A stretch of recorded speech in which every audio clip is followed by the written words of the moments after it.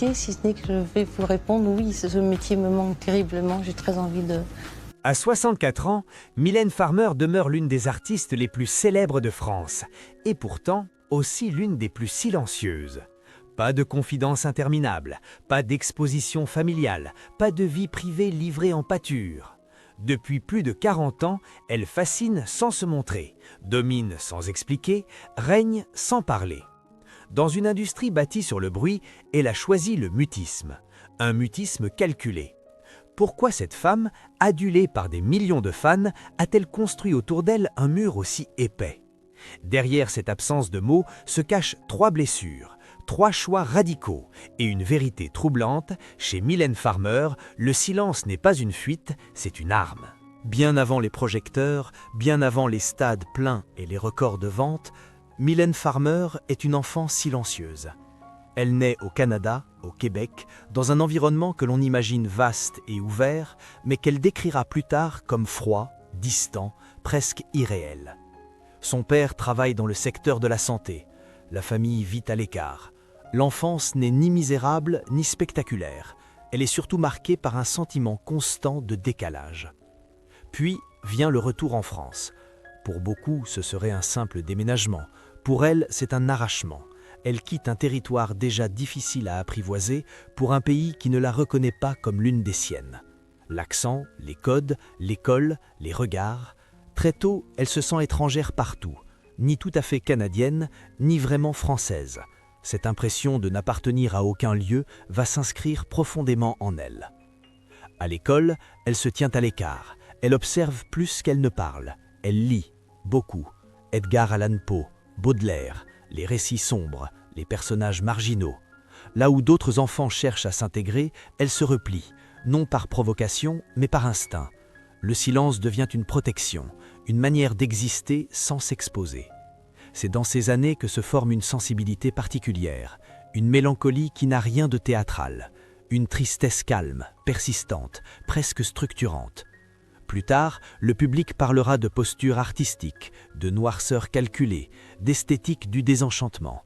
Mais chez Mylène Farmer, ce désenchantement n'est pas une invention, il est ancien, il précède la musique, il précède même l'idée de devenir artiste.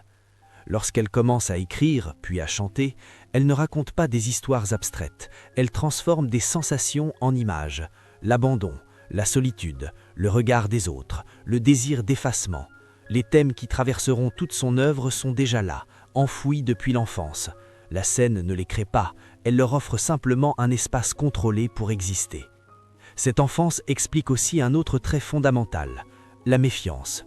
Très tôt, Mylène Farmer comprend que se livrer expose, que parler donne prise, que montrer ses failles, c'est accepter qu'on s'en serve. Alors elle apprend à taire, à choisir ce qu'elle donne, à garder le reste pour elle, non par mépris du public, mais par nécessité intérieure. Quand elle entre dans l'industrie musicale, elle n'est pas une jeune femme naïve séduite par la lumière. Elle est déjà construite, déjà sur ses gardes, déjà consciente que la célébrité amplifie tout, y compris les blessures. Le silence, chez elle, n'est donc pas une stratégie née du succès, il est une continuité, la prolongation logique d'une enfance vécue dans l'observation, le retrait et l'autoprotection. Mais ce silence intime, forgé très tôt, va bientôt changer de nature. Il ne sera plus seulement un refuge personnel, il deviendra un système, une règle, un choix radical qui va structurer toute sa carrière. Lorsque Mylène Farmer entre réellement dans le paysage musical français au milieu des années 1980, elle n'est pas encore une légende. Mais elle n'est déjà plus une débutante ordinaire. Très vite, une rencontre va tout changer. Une rencontre décisive, presque fondatrice, Laurent Boutonnat. Boutonnat n'est pas seulement un compositeur, il est un architecte d'univers. Là où l'industrie musicale de l'époque privilégie les formats courts, les refrains faciles et les visages accessibles, lui pense en images longues, en récits, en symboles. Ensemble, ils ne créent pas des chansons, ils bâtissent un monde. Dès les premiers succès, une rupture s'impose. Les clips de Mylène Farmer ne ressemblent à rien de connu. Ils sont narratifs, cinématographiques, souvent violents, parfois dérangeants. Le sexe, la mort, la transgression, la religion, l'ambiguïté morale, tout y passe. Et surtout, rien n'est expliqué. Le public doit interpréter, ressentir, accepter de ne pas comprendre entièrement. Cette esthétique devient sa signature, mais elle a un prix. Pour préserver la cohérence de cet univers, Mylène Farmer accepte une règle implicite. Sa vie personnelle n'en fera jamais partie. L'œuvre d'abord, le personnage ensuite, la femme jamais. Contrairement à d'autres artistes qui utilisent leur intimité pour nourrir leur notoriété, elle fait le choix inverse. Plus sa musique s'expose, plus elle se retire. Les chiffres explosent, les albums se vendent par millions, les concerts deviennent des événements quasi mythologiques. Chaque apparition est calculée, scénarisée, maîtrisée. Mylène Farmer ne donne pas l'impression de chercher l'amour du public, elle impose une distance. Et paradoxalement, cette distance renforce la fascination. À ce stade, son silence n'est plus seulement psychologique, il devient structurel, un pilier de sa carrière. Aucun dérapage médiatique, aucun témoignage spontané, aucune parole hors cadre. Dans un milieu où la surexposition est souvent synonyme de survie, elle prouve l'inverse. L'absence peut être une stratégie de domination. Laurent Boutonnat joue un rôle central dans cette mécanique. Leur collaboration repose sur un équilibre strict.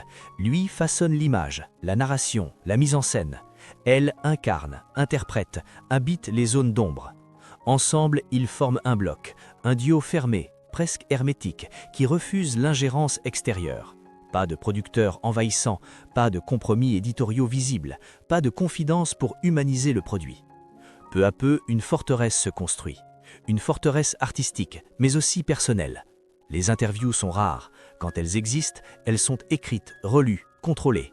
Les mots sont choisis avec la même précision que les images de ses clips. Rien n'est laissé au hasard. À ce moment précis, une chose devient évidente. Si Mylène Farmer se tait, ce n'est pas parce qu'elle n'a rien à dire, c'est parce qu'elle a compris très tôt que parler affaiblit parfois plus que se taire. Le succès lui donne le pouvoir de fixer ses règles, et elle les fixe sans concession.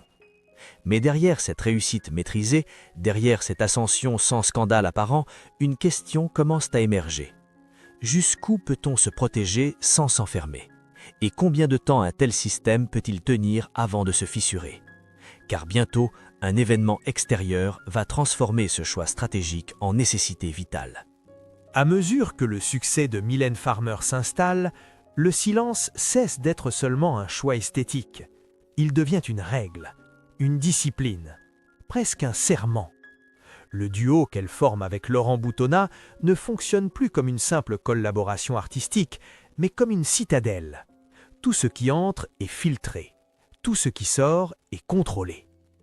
Dans les années où la presse people explose, où la télévision réclame des confessions, où les artistes apprennent à se raconter pour rester visibles, Mylène Farmer refuse. Pas de passages répétés sur les plateaux, pas de récits familiaux, pas d'anecdotes personnelles pour attendrir le public. Ce refus intrigue, agace parfois, mais il impose une frontière claire. Il n'y aura pas de négociation. Ce fonctionnement crée une forme d'isolement assumé, peu d'amitiés connues dans le milieu, peu de liens affichés avec d'autres célébrités. Mylène Farmer n'appartient pas à une scène sociale.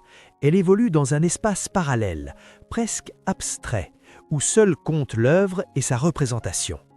L'artiste existe, la personne disparaît. Ce retrait n'est pas sans conséquence. À force de se protéger, on se coupe. À force de contrôler, on rigidifie. Tout devient codifié. Les interviews, lorsqu'elles ont lieu, sont millimétrées. Les réponses sont réfléchies, parfois froides. Aucun débordement, aucune spontanéité apparente. La presse parle alors d'énigmes, de mystères, parfois de froideur. Mais ce que l'on perçoit comme de la distance est avant tout les stratégies de survie psychologique. Car plus la notoriété grandit, plus la pression augmente. Les fans ne veulent pas seulement des chansons, ils veulent un accès, un regard, une part d'intimité. Or, Mylène Farmer refuse cette logique de consommation affective. Elle donne tout sur scène, elle ne donne rien en dehors. C'est un pacte tacite, mais non négociable. Cette exigence absolue finit par enfermer autant qu'elle protège. Le cercle se resserre, le monde extérieur devient menaçant, imprévisible. Chaque apparition est vécue comme un risque potentiel. Chaque mot prononcé peut être déformé, amplifié, retourné. Le silence devient alors moins un luxe qu'un rempart. Dans ce système fermé, la moindre fissure serait catastrophique. Et cette fissure ne viendra pas d'une interview maladroite ou d'un scandale people, elle viendra d'un événement brutal, inattendu, impossible à contrôler. Un événement qui va rappeler à Mylène Farmer que la frontière entre l'artiste adoré et la personne exposée peut devenir mortelle. À partir de ce moment-là, le silence ne sera plus seulement un choix stratégique, il deviendra une obligation, une question de vie ou de mort. Et ce qui n'était jusqu'alors qu'un enfermement volontaire va se transformer en fuite. Car en 1991, la célébrité va cesser d'être un jeu de contrôle. Elle va révéler son visage le plus sombre. Et Mylène Farmer va comprendre dans la violence la plus crue que le danger ne vient pas toujours de ce que l'on dit, mais de ce que les autres projettent quand on ne dit rien. En 1991, tout bascule. Ce que Mylène Farmer avait jusque-là tenté de contenir par le contrôle et la distance lui échappe brutalement. Un homme, obsédé par l'artiste, se présente au siège de sa maison de disques. Il exige de la voir. Le refus est ferme. Quelques instants plus tard, il abat froidement la réceptionniste. Une femme innocente, une victime collatérale de la célébrité. Le choc est immense, pour l'industrie musicale, pour les médias, mais surtout pour Mylène Farmer. Pour la première fois, la frontière entre l'artiste et la violence réelle s'effondre. Ce n'est plus une métaphore, ce n'est plus une image de clip, c'est la mort, tangible, absurde, irréversible. Et cette mort porte une signature insupportable. Elle est liée à son nom. La réaction de Mylène Farmer est immédiate et radicale. Pas de conférence de presse, pas de déclaration officielle, pas de tentative d'explication. Elle disparaît, littéralement. Elle s'efface du paysage français comme si elle n'y avait jamais existé. Le silence, jusque-là contrôlé, devient total. Dans les semaines qui suivent, elle quitte la France, direction Los Angeles.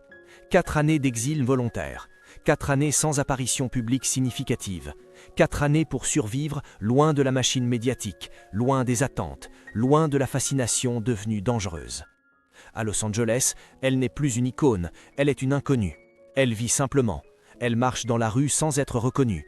Elle retrouve un anonymat qu'elle n'avait plus connu depuis l'adolescence. Ce retrait n'est pas un caprice de star traumatisée, c'est une mesure de survie, un réflexe vital. Car à partir de 1991, Mylène Farmer comprend quelque chose de fondamental. La célébrité ne se contente pas d'exposer, elle transforme, elle déforme. Elle permet à certains de projeter leurs fantasmes, leurs frustrations, leurs obsessions sur une figure qu'ils ne connaissent pas. Et lorsque cette projection devient extrême, elle peut tuer. Ce drame change sa perception du monde. Avant, le silence était un outil. Après, il devient une nécessité. Avant, l'isolement était un choix esthétique. Après, il devient une barrière de sécurité. Elle n'essaiera plus jamais de corriger l'image qu'on se fait d'elle. Elle n'essaiera plus de rassurer. Elle se contentera de se protéger. Durant ces années américaines, elle écrit, elle observe, elle se reconstruit, mais surtout, elle redéfinit les règles. Si elle revient un jour, ce sera à ses conditions, plus strictes, plus hermétiques, plus définitives. Quand elle finit par réapparaître sur la scène musicale française, le choc est inverse. Elle est toujours là, toujours puissante, toujours adorée, mais plus inaccessible que jamais. Le message est clair, l'artiste reviendra, la personne, non. Ce retour marque un tournant. La presse comprend qu'elle n'obtiendra rien de plus. Les interviews deviennent encore plus rares, les apparitions publiques encore plus maîtrisées. Chaque mot est pesé, chaque silence assumé. Mylène Farmer ne cherche plus à être comprise, elle cherche à rester en vie. Ce traumatisme de 1991 explique tout ce qui suivra. La distance glacée, l'absence d'explication, le refus des codes modernes de la célébrité, les réseaux sociaux ignorés, les confidences bannies, tout cela n'est pas de l'arrogance, ce n'est pas non plus une posture artistique extrême, c'est une réponse à la peur, une peur lucide, fondée sur une expérience irréversible. À partir de là, le silence cesse définitivement d'être une énigme, il devient une ligne de défense, une frontière invisible mais inaffranchissable. Et toute tentative de la franchir est perçue comme une menace potentielle. Mais ce que beaucoup ignorent encore, c'est que ce mutisme absolu n'est pas une disparition, c'est une transformation. Car en se taisant, Mylène Farmer ne s'efface pas, elle change simplement la manière dont elle parle au monde. Et cette manière-là, elle va la perfectionner jusqu'à en faire une signature. Après 1991, Mylène Farmer ne reviendra jamais à la parole publique telle qu'on l'attend d'une star. Mais elle ne se taira pas complètement. Elle change simplement de langage. Là où d'autres artistes se livrent par des interviews, des confidences ou des récits personnels, elle choisit un autre terrain, celui de l'œuvre, de la scène, du symbole. Ses chansons deviennent plus allusives, plus fragmentées. Les mots y sont chargés, mais jamais explicatifs. Les thèmes de la disparition, de la mort, du double, de la peur, de la rédemption s'y imposent sans commentaire. Elle ne raconte pas les faits, elle en laisse les traces. Le public n'est plus spectateur d'une histoire racontée, il devient interprète. Sur scène, le même principe s'applique. Les concerts ne sont pas des rencontres chaleureuses, ce sont des rituels, des mises en scène millimétrées où chaque geste est chorégraphié, chaque regard calculé. Elle apparaît, elle disparaît. Elle donne tout, mais sans jamais ouvrir la porte. La vulnérabilité est là, visible, presque douloureuse, mais elle reste encadrée, jamais livrée brute. C'est là que se trouve le véritable aveu de Mylène Farmer. Elle ne nie pas ses blessures, elle les transforme. Elle refuse simplement qu'on les consomme. Elle ne cherche ni compassion ni compréhension. Elle impose une distance qui oblige à respecter ce qui ne sera jamais dit. Ce choix va à contre-courant de l'évolution du monde médiatique. À l'ère des réseaux sociaux, où l'exposition permanente est devenue une norme, son mutisme apparaît presque subversif. Elle n'existe pas par le flux, elle n'existe pas par la réaction, elle existe par l'attente, et cette attente nourrit le mythe. En contrôlant ce qu'elle montre, elle contrôle ce que l'on peut imaginer. Là où la surexposition banalise, son retrait magnifie. Chaque apparition devient un événement, chaque mot prononcé prend une valeur disproportionnée. Le silence n'efface pas l'artiste, il la rend plus dense. Beaucoup ont tenté de percer ce mystère, peu y sont parvenus, parce qu'il n'y a rien à révéler de plus que ce qui est déjà donné. Mylène Farmer ne cache pas une vérité scandaleuse, elle cache l'accès, et cette nuance est essentielle. À travers cette posture, elle redéfinit la notion même de confession artistique. Elle prouve qu'il est possible de se livrer sans se dévoiler, de parler de soi sans se raconter, de transformer la douleur en esthétique plutôt qu'en spectacle. Ce que certains interprètent comme de la froideur est en réalité une extrême maîtrise, une façon de rester souveraine dans un monde qui dévore les identités. En refusant la parole directe, elle évite la simplification, elle échappe aux étiquettes, elle reste insaisissable. Et c'est précisément là que réside sa force, car en choisissant ce silence actif, elle ne disparaît pas du récit, elle en devient la narratrice invisible. Depuis plus de 40 ans, Mylène Farmer déjoue les règles d'un système qui exige tout des artistes, leur voix, leur corps, leur histoire, leurs blessures. Là où beaucoup se sont perdus à force de se raconter, elle a fait le choix inverse. Elle a retiré sa personne du récit pour sauver l'essentiel, l'œuvre. Son silence n'est ni une fuite, ni un mépris du public. Il est une frontière, une ligne de protection tracée avec lucidité.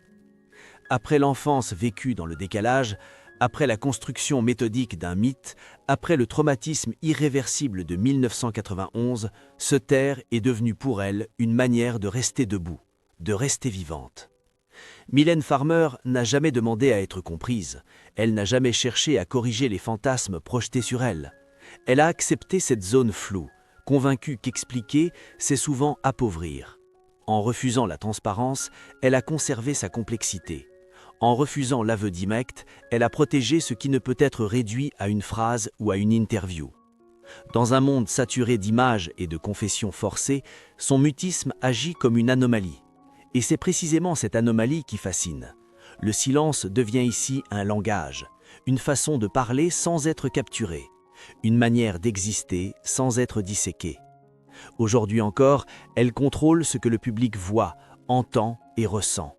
Elle ne livre pas son intimité, elle offre des fragments, des symboles, des émotions mises en scène. Ce choix n'est pas une faiblesse, c'est un acte de souveraineté. Mylène Farmer n'est pas une victime de l'industrie du spectacle, elle en est l'exception. L'une des rares artistes à avoir compris que parfois, le pouvoir ultime ne réside pas dans la parole, mais dans la capacité à la retenir. Car certains artistes brillent sous la lumière, d'autres, comme elle, règnent dans l'ombre qu'ils ont eux-mêmes créée.